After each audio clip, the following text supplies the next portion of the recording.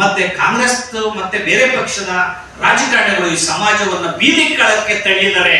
ಪಂಚಾಯಿತಿ ಮಾಡಿಕೊಟ್ಟಿರೋದ್ರಿಂದ ಇದನ್ನು ಕೂಡ ನಾವು ಅನಿವಾರ್ಯವಾಗಿ ಒಪ್ಪಿಗೆಬೇಕು. ಈ ಸಮಾಜ ಸಾಮರಸ್ಯ ಕಾಪಾಡಬೇಕು, ಬೀದಿ ಜನ ಇಳಿಬಾರ್ದು ಅನ್ನೋ ಮಾತನ್ನು ಹೇಳಿ ಈ ತಾತ್ಕಾಲಿಕ ಪರಿಹಾರ ಆದರೂ ಉದ್ಯೋಗ ಶಿಕ್ಷಣದ ಅವಕಾಶದಲ್ಲಿ ಸಬಲೀಕರಣ ಆಗುವಂತ ಅವಕಾಶನೂ ಕೂಡ ಇದರಲ್ಲಿ ಇದೆ. ಆದ್ರಿಂದ ಇಂಥ ಮೀಸಲಾತಿಗೆ ಬೀದಿ ಜಗಳ ಬೇಡ. ನೀವೆಲ್ಲರೂ ಕೂಡ ಸಂಘಟಿತರಾಗಬೇಕು, ಸಂಘ ಸಂಸ್ಥೆ ನೆರೆಯನ್ನ ಸೇರಬೇಕು, ಹೋರಾಟವನ್ನ ಮಾಡಬೇಕು. ಯಾವುದೋ ಮೀಸಲಾತಿಯಿಂದ ಕಿತ್ತಾಡಬಾರ್ದು ಅಂತ ಚುನಾವಣೆಯಲ್ಲಿ ಭಾಷಣಗಳನ್ನು ಮಾಡಿ 3 ಪಕ್ಷಗಳು ಅಧಿಕಾರಕ್ಕೆ ಬಂದು ಪರಿಶಿಷ್ಟ ಜಾತಿ ಪರವಾಗಿರೋರು ಅಲ್ಲ, ಸಾಮಾಜಿಕ ನ್ಯಾಯದ ಅಧಿಕಾರನೂ ಅಲ್ಲ, ಸಾಮಾಜಿಕ ನ್ಯಾಯದ ಹೆಸರಿನಲ್ಲಿ ಹೆಚ್ಚು ಅಧಿಕಾರವನ್ನ ಮಾಡಿದವರು ಸಾಮಾಜಿಕ ನ್ಯಾಯದ ವಿರೋಧಿ ಅಂತ ತಿಳ್ಕೊಬೇಕಾಗಿದೆ. ಸಂಘಟಕರು, ಹೋರಾಟಗಾರರು ಒಳ ಮೀಸಲಾತಿನಲ್ಲಿ ನ್ಯಾಯ ಇಲ್ಲೇನ್ರಿ? ಮಾತಾಡದ ಹೋಗಿ ಯಾವುದೋ ಜಾತಿ ಸೇರ್ಕೊಂಡು ಜಾತಿ ಸೋಂಕಂಟಿ ಒಂದು ಪದ್ಧತಿ ಇಲ್ಲ. ಈ ಸಮಾಜವನ್ನು ಒಟ್ಟು ಮಾಡೋಕೆ ಪ್ರಯತ್ನ ಪಡಲೇ ಇಲ್ಲ. ನಾವು ಕರ್ನಾಟಕದಲ್ಲಿ ಸಂಘ ಸಮಿತಿ RPIಯಿಂದ 14ನೇ ತಾರೀಕು ಬಾಬಾ ಸಾಹೇಬ್ ಹುಟ್ಟಿದ ದಿನ ಐಕ್ಯತಾ ಸಮಾವೇಶ, ಬಹುಜನ ಐಕ್ಯತಾ ಸಮಾವೇಶನ ಮಾಡಿದ್ದೀವಿ. ಅಬಲರನ್ನ ಸಬಲರು ಮಾಡೋದಕ್ಕೆ, ಅಸಹಾಯಕ ಮಹಿಳೆಯರನ್ನ ಸದೃಢ ಮಾಡೋದಕ್ಕೆ ಎಲ್ಲರೂ ಒಗ್ಗಟ್ಟಾಗಿ ಶ್ರಮಿಸಬೇಕು ಅಂತ ಹೆಂಡಕ್ಕೆ ಹಣಕ್ಕೆ ಮತವನ್ನ ಮಾರ್ಕೊಂಡು ಈ ದೇಶವನ್ನ ಕಟ್ಕಟ್ಟೆಯಲ್ಲಿ ನಿಲ್ಲಿಸುವಂತ ಕೆಲಸ ಮಾಡಬೇಡಿ ಅಂತ ನಾನು ಹೇಳಕ್ಕೆ ಇಚ್ಛೆ ಪಡ್ತೀನಿ. ಜೈ ಹಿಂದ್.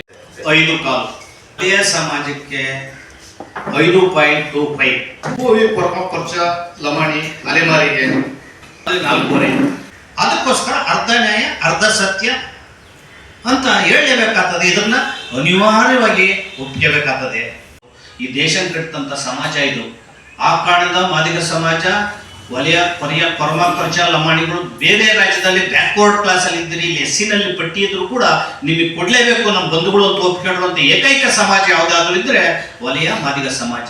ಅವಮಾನ ಬಾಧಿತರು ಸಬಲೀಕರಣ ಮಾಡುವಂತ ಕೆಲಸಗಳನ್ನ ಸಿದ್ದರಾಮಯ್ಯನವರು ಸಾಮಾಜಿಕ ನ್ಯಾಯ ಅಂತ ಹೇಳ್ಬೇಕಾದ್ರೆ ಅದು ಬೆಲೆ ಬೇಡವ, ಸಮಾಜವನ್ನು ನೋಡಿದ ಅನಿವಾರ್ಯವಾಗಿ ಒಪ್ಪಿಸಬೇಕಾಗಿದೆ.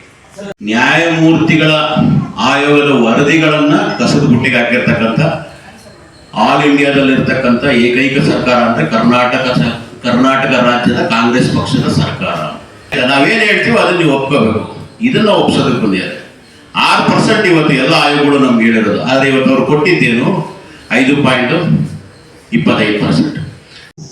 35 ವರ್ಷಗಳಿಂದ ಹೋರಾಟ ಮಾಡ್ಕೊಂಡು ಬಂದಿರ್ತಕ್ಕಂಥದ್ದು ಸಾಮಾಜಿಕ ನ್ಯಾಯಕ್ಕಾಗಿ, ಸಮಾನತೆ ತರಿಸ್ಕೊಡ್ಬೇಕು ಅಂತಕ್ಕಂಥ ಹೋರಾಟ ಕಾಲಕ್ಕೆ ಇದನ್ನ ನಾವು ಒಲ್ಲದ ಮನಸ್ಸಿನಿಂದ ಒಪ್ಕೊಳ್ಬೇಕಾಗಿದೆ.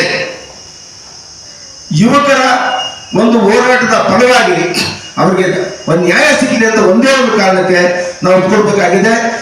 ಈ ಹೋರಾಟವನ್ನ ಯಾವುದೇ ಕಾರಣಕ್ಕೂ ಬಿಡೋದಿಲ್ಲ. ನಮಗೆ ಸರಿಯಾದ ನ್ಯಾಯ ಸಿಗೋವರೆಗೂ ಕೂಡ ನಾವು ಹೋರಾಟ ಮುಂದುವರಿಸ್ತೇವೆ. ನಾವು ಮತ ಜಾಗೃತಿ ಮಾಡಿ ಈ ರಾಜ್ಯದಲ್ಲಿ ಒಂದು ಆಂದೋಲನ ಮಾಡಿ ಎಲ್ಲಾ ಪಕ್ಷಕ್ಕೂ ದುಡ್ಡು ಕರ್ತಕ್ಕಂಥ ಕೆಲಸಕ್ಕೆ ನಾವು ಕಾಂಪ್ರಾಗಲ್ಲ. ಸಂಪೂರ್ಣವಾಗಿ ನಾಗಮೋಹನ್ ದಾಸ್ ವರದಿ ಇಲ್ಲ ಸದಾಶಿವ ವರದಿಯನ್ನು ಜಾರಿಗೊಳಿಸಿ ರೋಸ್ಟರ್ ಪದ್ಧತಿಯನ್ನು ಜಾರಿಗೊಳಿಸಬೇಕು. ಅದಿದ್ರೆ ಮಾತ್ರ ಒಪ್ಕೊತೀವಿ, ಇಲ್ಲಾಂದ್ರೆ ಯಾವುದೇ ಕಾರಣಕ್ಕೂ ನಾವು ಒಪ್ಕೊಳ್ಳಲ್ಲ ಅಂತ ಇಚ್ಛೆ ಪಡ್ತಾ ಇದ್ದೀವಿ. ಸಿದ್ದರಾಮಯ್ಯನವರು 72% ಮೀಸಲಾತಿ ಕೊಡ್ತೀವಿ ಅಂತ ಹೇಳಿದ್ರು. ಬಿಜೆಪಿಯವರು ಹೆಚ್ಚಿದ್ರೆ ನೀವು ಅದು ಕಡಿಮೆ ಮಾಡಿದ್ರಿ. ಈಗ ಮೀಸಲಾತಿಯನ್ನು ಹೆಚ್ಚಿಸಬೇಕು, ಶೆಡ್ಯೂಲ್ 9 ಸೇರಿಸಬೇಕು ನಮ್ಮ ಮುಂದಿನ ಹೋರಾಟ. ಮತ್ತೆ ಖಾಸಗಿಯಲ್ಲೂ ಕೂಡ ಮೀಸಲಾತಿಯನ್ನು ಕೊಡಬೇಕು ಅಂತ